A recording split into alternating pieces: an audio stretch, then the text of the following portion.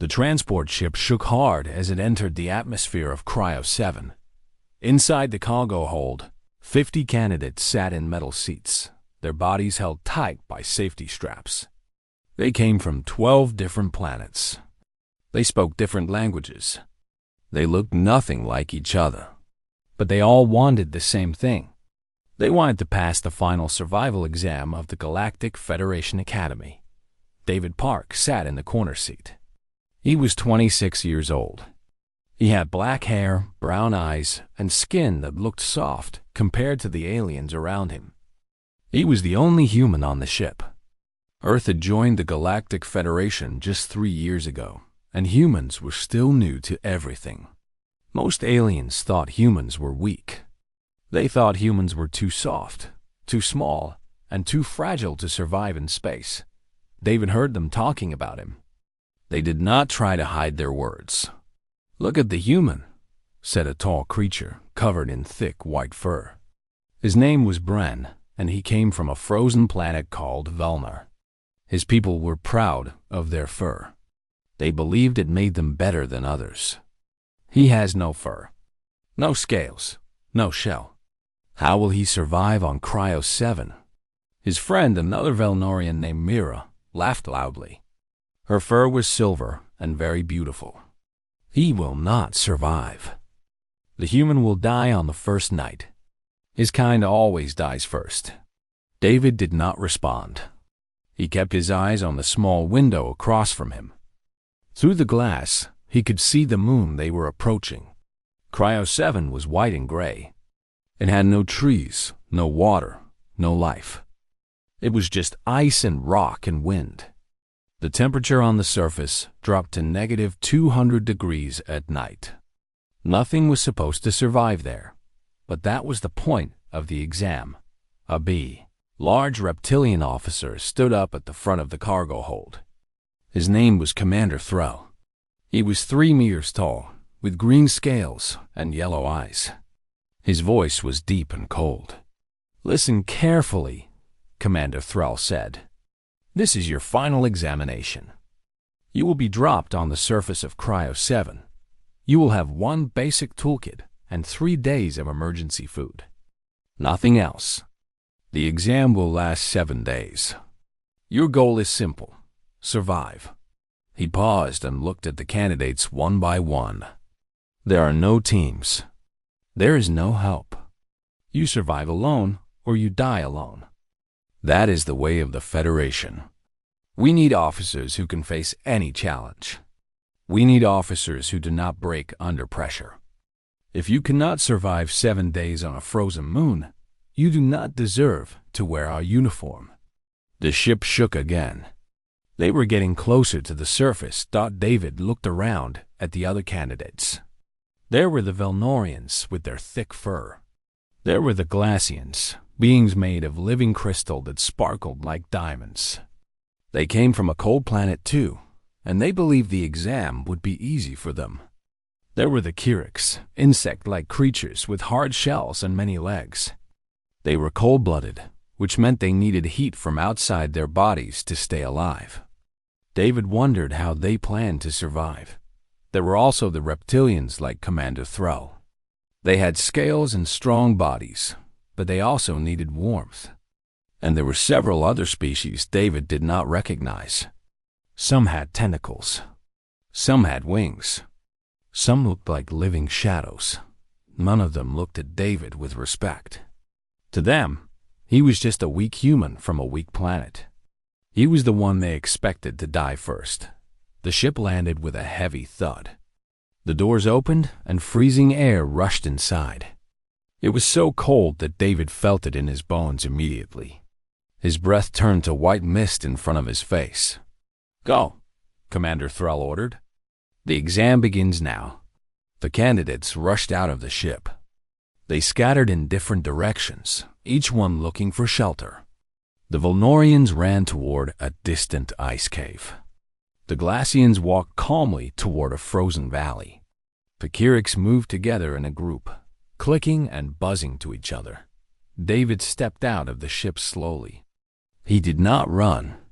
He stood still and looked around. The landscape was empty and white. Mountains of ice rose in the distance.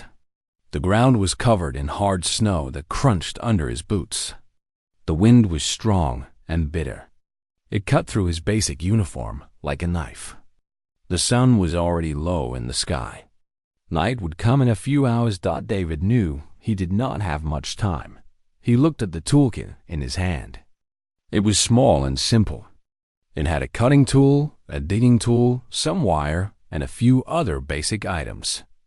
It was not much, but David had learned something important during his training on Earth. Humans were not strong like Volmorians. They were not hard like Glacians. They did not have shells like Kyrix or scales like reptilians, but humans were clever. They were creative. They could solve problems that other species could not even understand. David's grandfather had been a soldier in a great war on Earth, long before humans knew about alien life. He had fought in frozen mountains where many soldiers died from the cold. But his grandfather survived. He survived because he knew how to build shelter.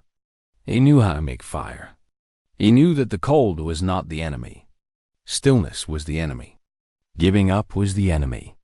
Keep moving, his grandfather used to say. Keep thinking.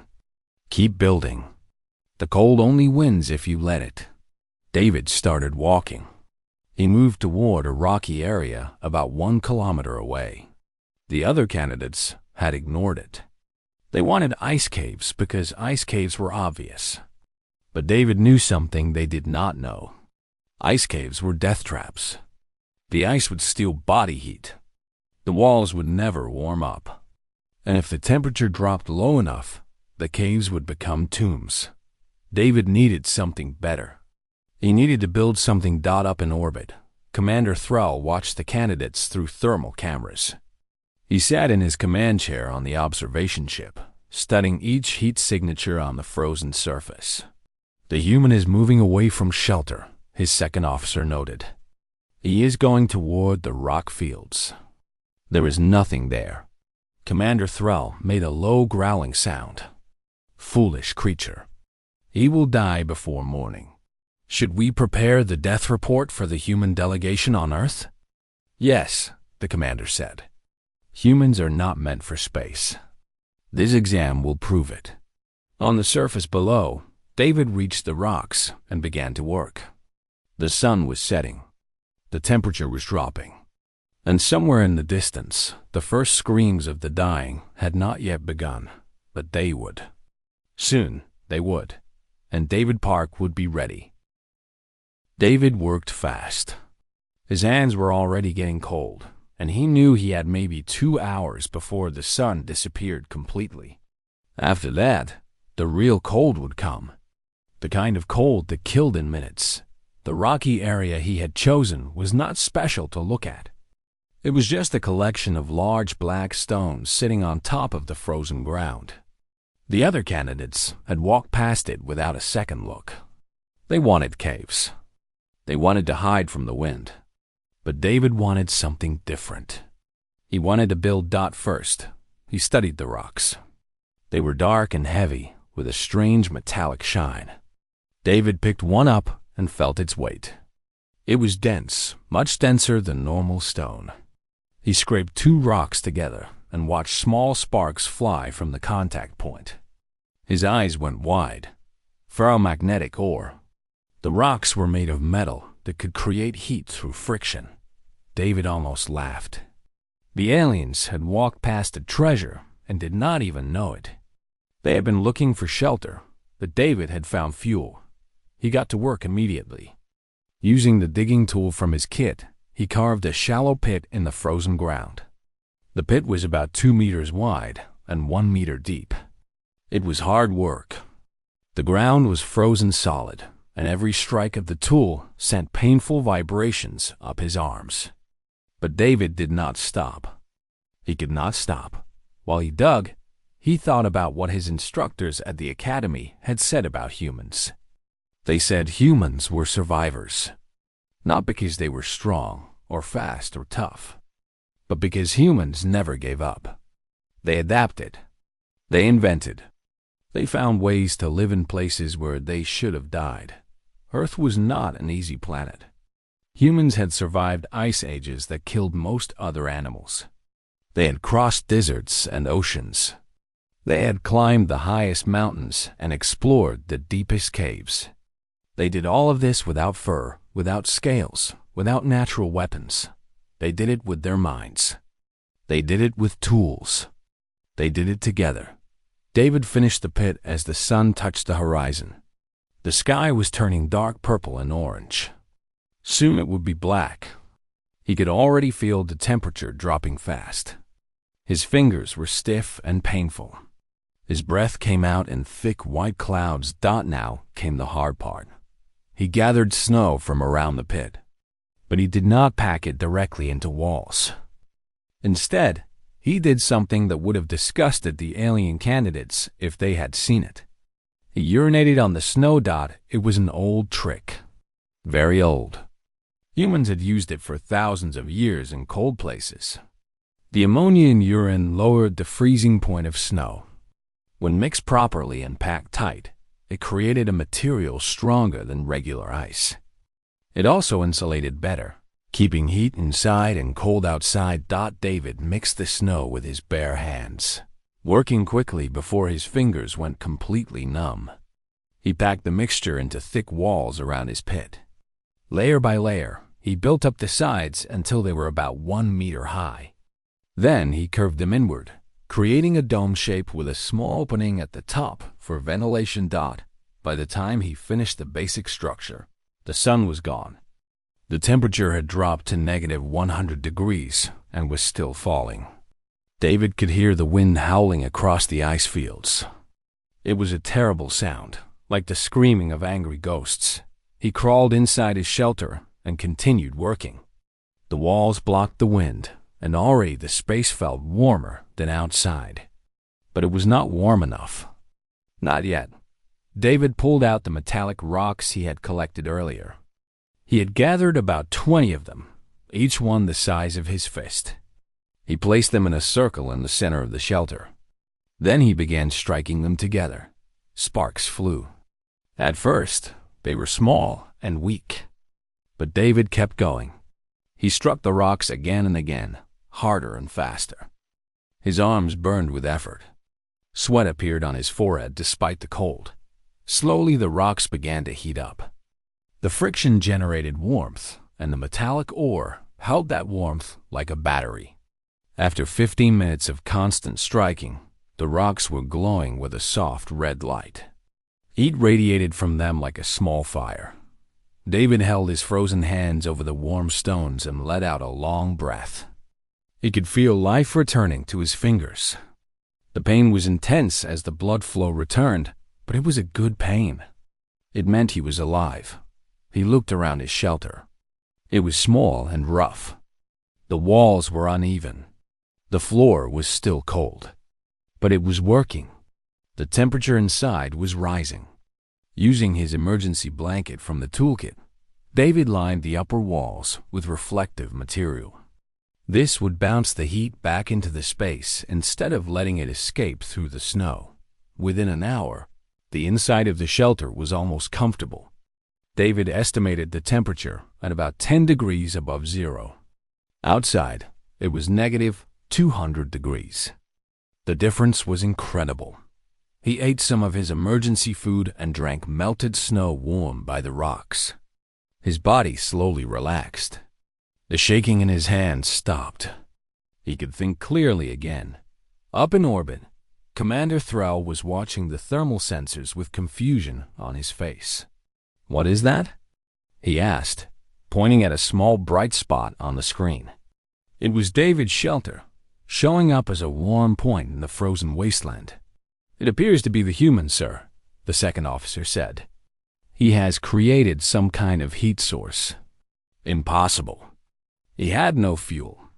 No power cells. Nothing. "The readings are clear, Commander. The human's temperature is stable. He's not dying." Commander Thrall leaned forward in his chair. His yellow eyes narrowed. "Show me the other candidates." The screen changed to show multiple heat signatures across the moon's surface. Many of them were already dimming. The cold was winning. Candidates were dying. The Volnorians in the ice cave, the second officer reported. Their body temperatures are dropping rapidly.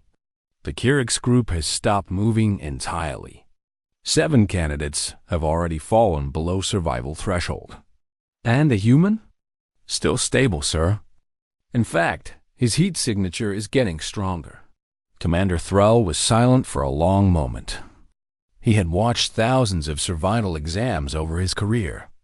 He had seen strong warriors die in the cold. He had seen entire species fail. But he had never seen anything like this. A single human from a soft and gentle world was outlasting creatures designed for frozen environments.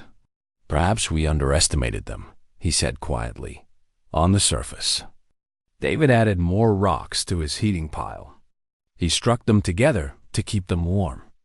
Outside, the wind screamed and the temperature continued to drop. But inside his small shelter, David Park was alive and warm. He thought about the other candidates. He wondered how many of them would survive the night. He wondered if any of them understood what was happening.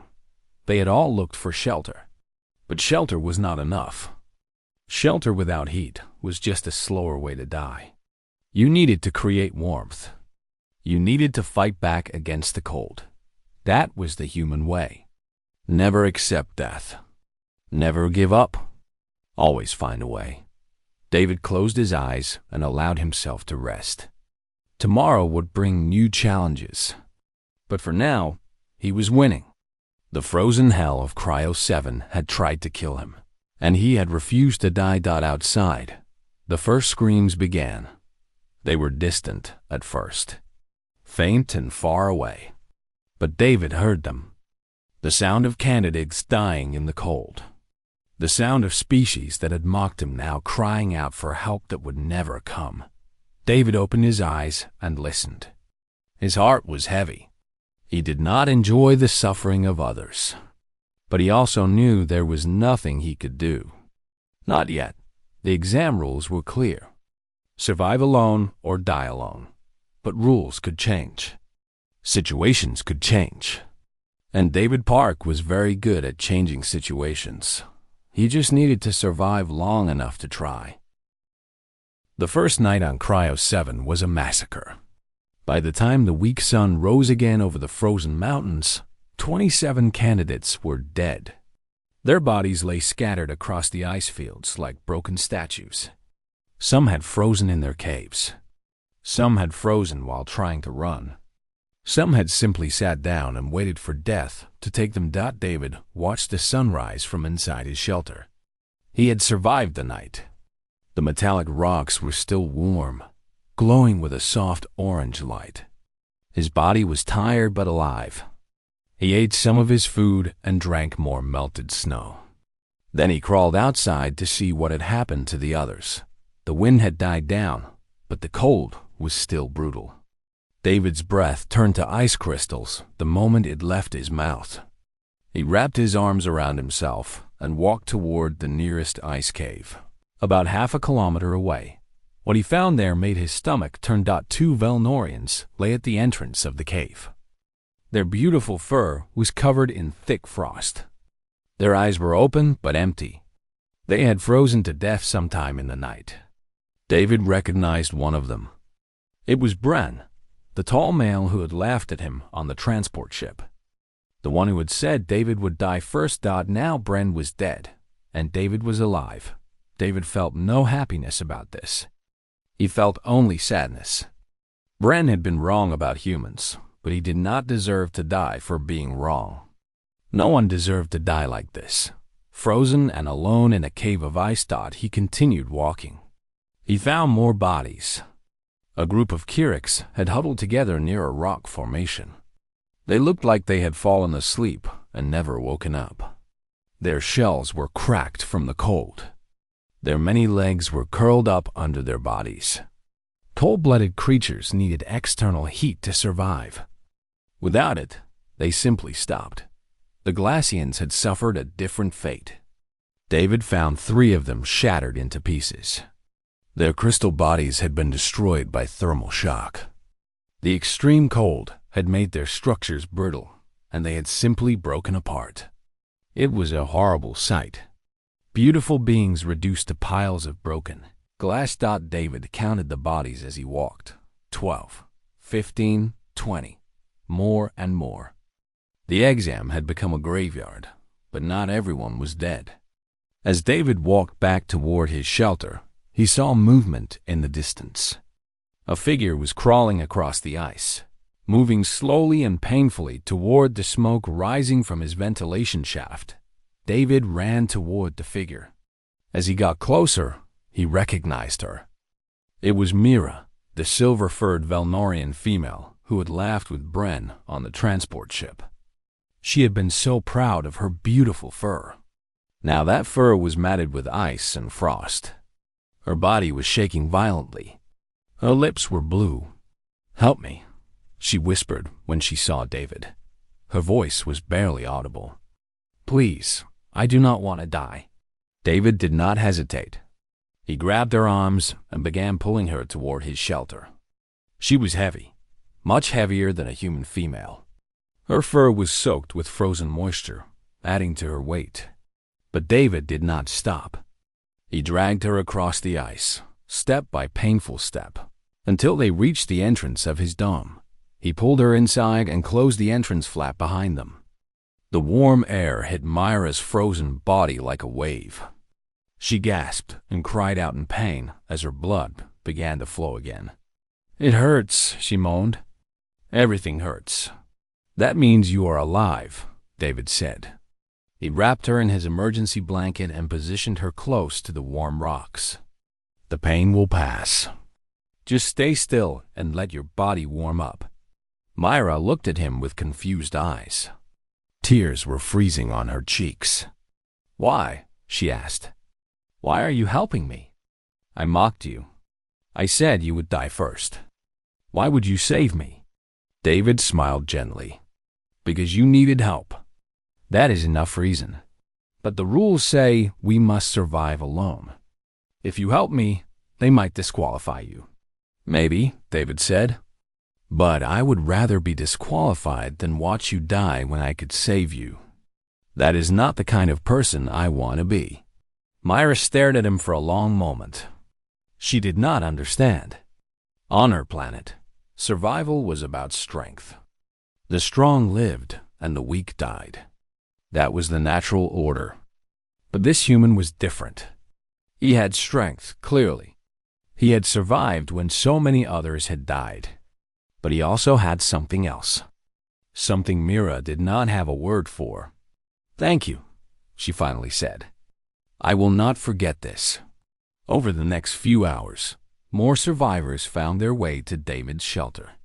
First came a Glacian named Tarek. He was cracked and damaged, barely holding himself together.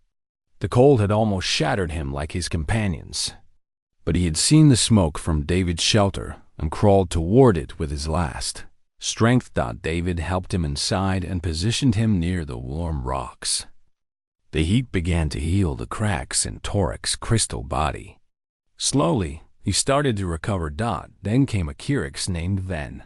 She was the only survivor from her group. Her shell was damaged and her movements were slow. But she was alive. David made room for her near the heat source and gave her some of his food. More came. A reptilian named Cross, his scales pale from cold exposure. 2 small creatures from a species David did not recognize. A tall being with 4 arms and no face. One by one, they crawled toward the warm shelter built by the human they had all dismissed. By the end of the second day, David had 12 aliens living in his shelter. It was crowded and uncomfortable. Food was running low, but everyone was alive. "This is impossible," Commander Thrall set up in orbit. He was staring at the thermal readings with disbelief. "The human is sheltering enemy candidates. This violates every rule of the examination. Should we intervene, sir?" The second officer asked. Commander Thrall was silent. He watched the small bright spot on his screen, surrounded by the cold darkness of Cryo 7. The human had done something unprecedented. He had turned a survival exam into a rescue mission. "No," the commander finally said. "Let it continue. I want to see what happens." Down on the surface, David was teaching the survivors how to keep warm. He showed Tarek how to rub his crystal hands together to create friction heat. He showed Ven how to burrow into the snow floor for insulation. He showed Cross how to position his body to absorb maximum heat from the rocks. "We work together," David told him. "We share heat. We share food. We share everything. That is how we survive." "But why?" Cross asked. The reptilian had been one of the proudest candidates on the transport ship. Now he sat huddled in a corner, grateful for the humans' help. "Why do you share with us?" "We are your competitors. We are your enemies." David shook his head. "No, we are all just people trying to survive. The cold is our enemy. The exam is our enemy, not each other. If we fight each other, we all die. If we work together, we all live." The survivors looked at each other. This was a strange idea. Most of them came from cultures where competition was everything. The strong won and the weak lost. That was how the universe worked. But the human was offering something different. A different way of thinking. A different way of surviving. Myra spoke first. "I will help," she said. "Tell me what to do." Torek nodded his crystal head. "I will help too." One by one, the others agreed. Even Cross, the proud reptilian, lowered his head in acceptance. David smiled. "Good. Then let us get to work. We have 5 more days to survive. And I think we can do it. Together." Outside, the wind began to howl again. The third night was coming. But inside the shelter, 12 survivors sat close together, sharing warmth and hope. They were not alone anymore, and that made all the difference. The third and fourth days on Cryo 7 were the hardest. The temperature dropped even lower. The wind became so strong that it knocked people off their feet. Snowstorms swept across the ice fields, covering everything in white death. Any candidate still outside would die within minutes. But inside David's shelter, life continued. The original dome had grown. David had organized the survivors into work teams, and they had expanded the shelter in all directions. What started as a small pit with snow walls had become a complex of connected rooms. Each room had its own purpose. One for sleeping, one for eating, one for warming the metallic rocks, one for storing snow to melt for drinking water. 17 survivors now lived in what they called the refuge. The name had started as a joke, but it stuck. This place was their refuge from the frozen hell outside. This place was their only hope of survival. David walked through the tunnels he had helped create. The walls were solid now, strengthened by days of work and the body heat of many beings. The air inside was warm enough that David could remove his outer jacket. It was not comfortable by normal standards, but compared to the killing cold outside, it felt like paradise. He found Myra in the sleeping room. Her silver fur had dried and cleaned itself over the past 2 days. She looked almost healthy again. She was helping to arrange the sleeping areas, making sure everyone had enough space and warmth. "How are you feeling?" David asked. "Better," Myra said. She stopped her work and looked at him with serious eyes. "David, I need to apologize. On the transport ship, I said terrible things about you and your species. I said you would die first. I was wrong. I was so wrong." David shook his head. "You do not need to apologize. You did not know. But that is exactly the problem," Mira said. "I did not know, but I judged anyway. My people have always believed that fur makes us superior, that physical adaptation is everything.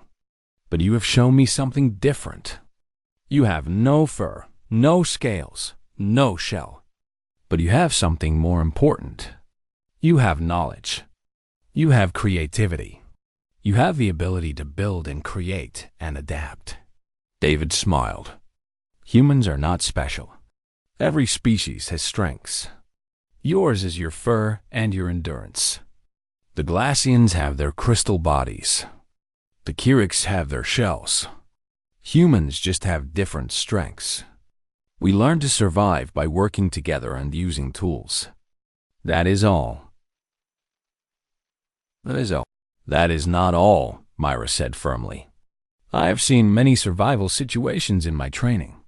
I have never seen anyone do what you did. You did not just survive. You saved others. You shared your knowledge freely. You treated everyone as equals. That is rare. That is special. David did not know how to respond. He was not used to praise. He had just done what seemed right. What seemed human. In the warming room, Torek and Cross were working together on a new project. The Glacian and the Reptilian had become unlikely friends over the past few days. Their bodies were opposites in many ways. Torek was made of crystal that conducted heat poorly. Cross was covered in scales that absorbed heat readily. But together, they had discovered something useful. Torek could shape his crystal hands into tools. By heating them with friction and then quickly cooling them, he could create sharp edges and precise shapes. Cross could use these tools to cut and carve the metallic rocks more efficiently. Together, they produced more heat sources in one day than David could make in 3. The human was right, Cross said as he worked. Cooperation is more efficient than competition. Torek made a sound that might have been a laugh. I never thought I would hear a reptilian say that. Your people are famous for your pride. My pride almost killed me, Cross admitted. I sat alone in my ice cave, believing my scales would protect me. I refused to seek help because I thought it would make me weak. By the time I realized my mistake, I could barely move. If David had not found me, I would be frozen like the others. He found me too, Torek said. I was shattered and broken. I thought I was going to die. But he carried me here and helped me heal. I owe him my life. We all do. Cross agreed. In another room, Ven the Kiriks was doing something remarkable. Her species produced a special acid in their mouths that they used to break down food. David had discovered that this acid could also melt and fuse certain materials together. By carefully applying small amounts of acid to the wall joints, Ven was making the entire structure stronger and more stable. I never thought my spit would be useful for building. Ven clicked in her strange language. The translator device all candidates wore converted her words to common speech. On my planet, we are considered the lowest species. We are workers and servants. No one respects us. But here, David treats me like an equal. He asks for my ideas. He values my contributions. The small creature working beside her nodded. His name was Pike, and he came from a species of tiny beings that lived underground. The human is strange, Pike said. Good strange. He sees value in everyone, even in small ones like me. Ven agreed. Perhaps that is why humans survived on their planet. They learned to use everyone's strengths. They learned that small things can be important too. By the 5th day, the refuge had become a small community. Everyone had a job. Everyone contributed. The Volnorians used their fur to insulate the walls. The Glacians used their bodies to store and distribute heat. The Kiriks used their acid to strengthen structures. The Reptilians used their strength to dig and build. Even the smallest and weakest members found ways to help. David walked among them, organizing and encouraging. He did not act like a leader. He did not give orders.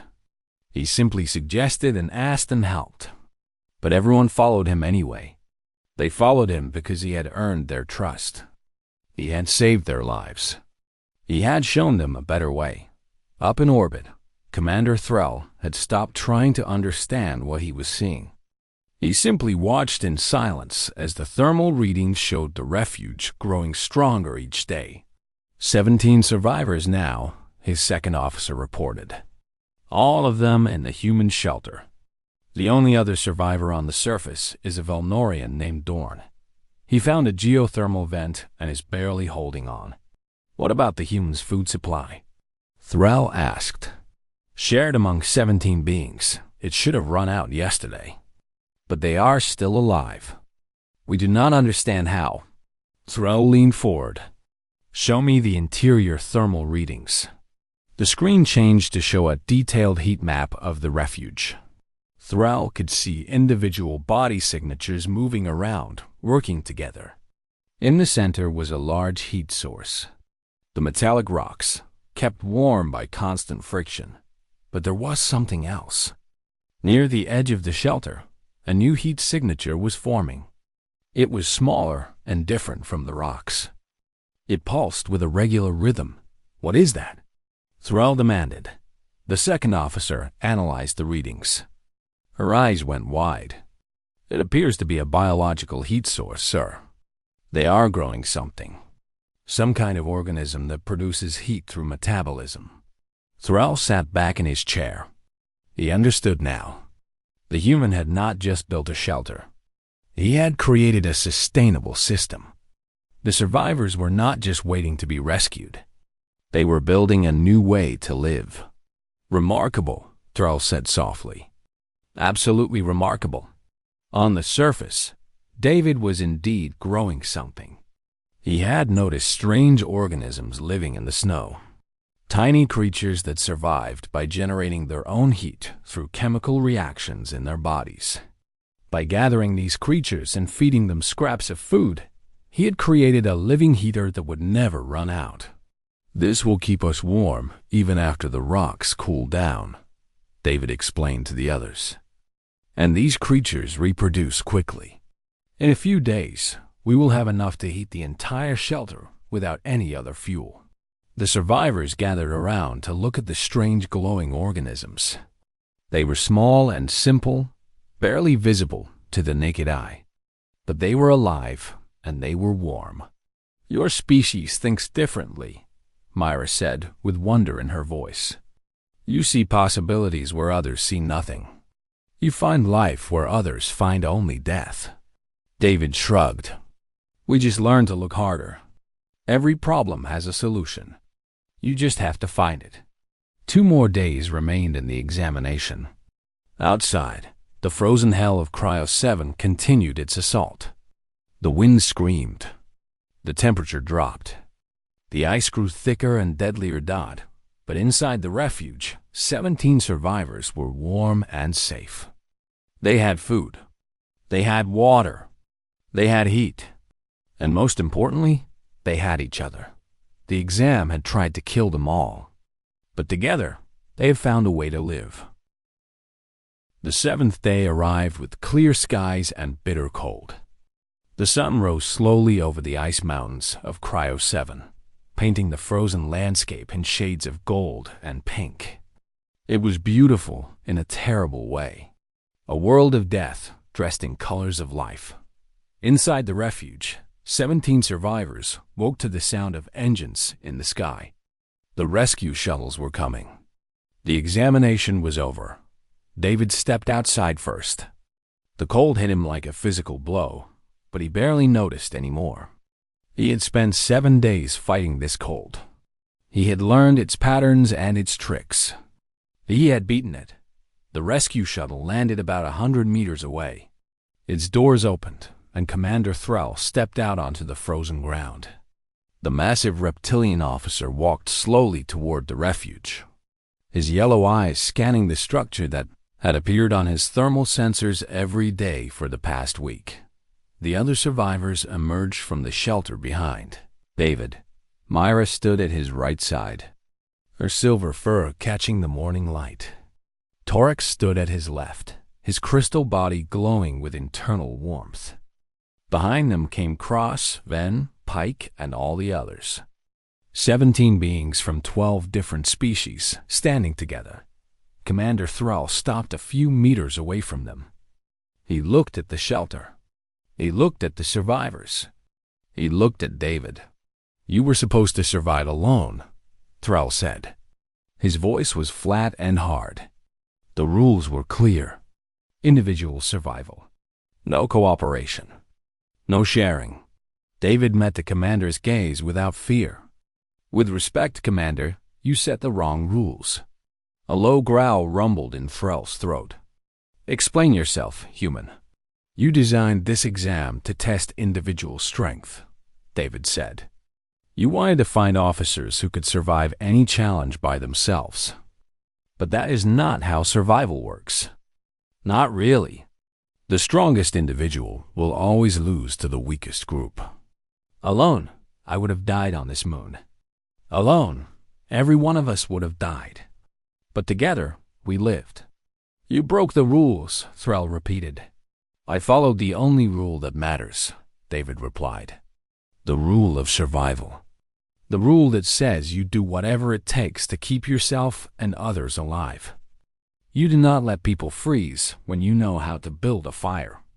You do not let people starve when you have food to share. You do not let people die alone when you can stand beside them." Thrall was silent. The wind whispered across the ice. The only sound in the frozen morning. Myra stepped forward. "Commander, I was one of those who would have died. I was frozen and hopeless when David found me. He could have left me. The rules told him to leave me. But he saved my life instead. And because of that, I was able to help build the shelter. I was able to help others survive. One act of kindness created a chain of survival that saved 17 lives." Torek stepped forward next. "I am a Galassian. We believe in logic and efficiency. The logical choice was for David to survive alone and let others die. But he chose differently, and his choice was more efficient than our logic. By sharing resources and combining skills, we accomplished more than any individual could. His way was better." One by one, the other survivors spoke. They told their stories. They explained how David had saved them, taught them, inspired them. They talked about the community they had built in the refuge. They talked about learning to see value in species they had once dismissed. Cross, the proud reptilian, was the last to speak. "I spent my whole life believing that strength meant standing alone. One looked down on weaker species. I mocked the humans when they joined the Federation. I mocked the humans when they shouldn't. But this human taught me that real strength is standing together.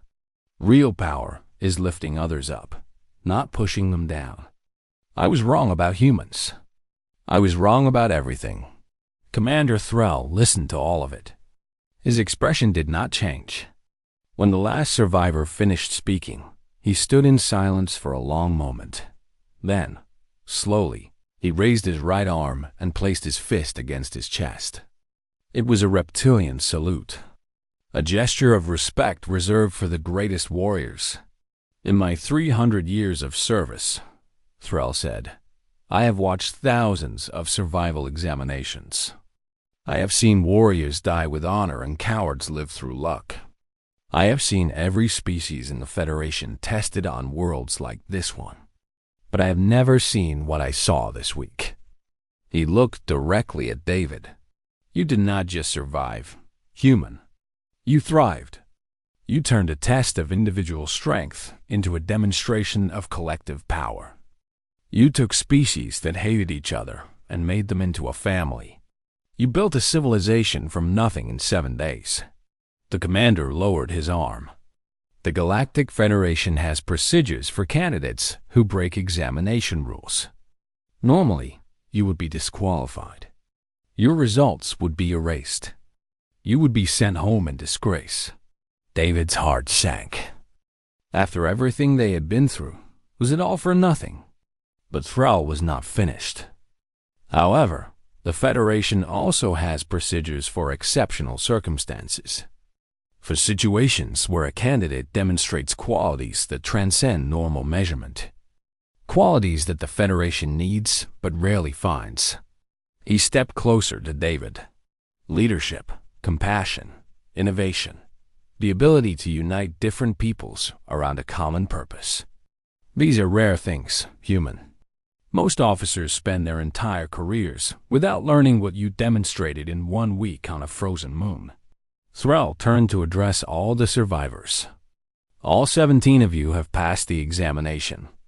Not because you survived, but because you showed the Federation something it had forgotten. You showed us that there is more than one kind of strength, more than one way to win. A cheer went up from the survivors. Myra embraced David tightly. Torek made a sound like crystals singing. Even Cross smiled, which looked strange on his reptilian face. There is one more thing, Thrall continued. The survivors fell silent again. The Federation Academy has decided to restructure its survival examination based on what happened here. Future candidates will be tested not just on individual survival, but on their ability to cooperate, share, and build communities. The Cryo 7 incident, as it will be called, has changed how we train our officers. He looked at David with something like respect in his yellow eyes. You have changed the Federation, David Park. With snow and rocks and determination, you have shown us a better way. The rescue shuttle flew the survivors up to the orbital station. From there, they would return to the academy to complete their training. But something had changed. They were not just fellow candidates anymore. They were friends, family, brothers and sisters forged in the frozen hell of KRYO's-7. 1 year later. David Park graduated from the Galactic Federation Academy with the highest honors ever awarded to a human. His 17 sheltermates graduated beside him. By special request, they were all assigned to the same ship. They called the ship the Refuge. It was not the biggest ship in the fleet. It was not the fastest or the most powerful. But its crew was special. 12 different species working together as one. Sharing knowledge. Sharing strength. Sharing hope. And at the center of it all was David Park. The human who had been told he would die first. The human who had built a fire in a frozen hell. The human who had shown the galaxy that cooperation was stronger than competition. That kindness was stronger than cruelty. And that hope was stronger than despair. The Refuge traveled to many worlds in the years that followed. It helped species in crisis. It built alliances between old enemies. It carried the lessons of Cryo 7 to every corner of the galaxy. And whenever the Refuge arrived somewhere new, the locals would ask the same question. They would ask how such different species could work so well together. They would ask what secret held them so close. The crew always gave the same answer. We learned from a human, they would say. He taught us that when the darkness falls and the cold comes creeping, you do not hide in separate caves. You build a fire and huddle together. You survive as one. It was a simple lesson, but it changed everything. And across the galaxy, species began to whisper a new truth. When all hope is lost, they said, when death seems certain and survival seems impossible, find a human. They know how to build fires in frozen hells, and they never let anyone freeze alone.